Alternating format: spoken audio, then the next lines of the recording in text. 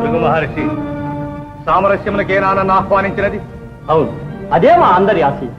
అసంభవం. మీ ఆశయము నెరవేరట అసంభవం. నేను వచ్చిన దానిని తిరిగి పోవటే మంచిది. దక్ష ప్రజాపతి, మా వల్ల అపరాధం ఏదైనా జరిగిన చెప్పండి, సరిదిద్దుకుంటాం. సహింపురాని అపరాధమే జరిగినది. నేను ఒత్తిడితోడని అందరూ నిలువబడి మర్యాద చేయవలేను కదా, జరిగినది అట్లు. నాయనా దక్ష, మేము కూడా లేచి గౌరవించలేదని నీ అభిప్రాయం? కాదు కాదు, నేనేమి యుక్తాయుక్త విచక్షణ లేనివాడను కాదు. వీరు మాకులు, విష్ణుమూర్తి మాకు పితామహులు. పితృపితామహులు పిన్నవారిని గౌరవించుట భావ్యం కాదని నేను ఎరుగనా? కాని అల్లుడు మామగారికి గౌరవించుట ఆచారం కాదురా. దక్ష, నేను త్రిమూర్తుల్లో ఒకడిగా ఆసీనున్నయ్యాను, నీ జామాతగా కాదు.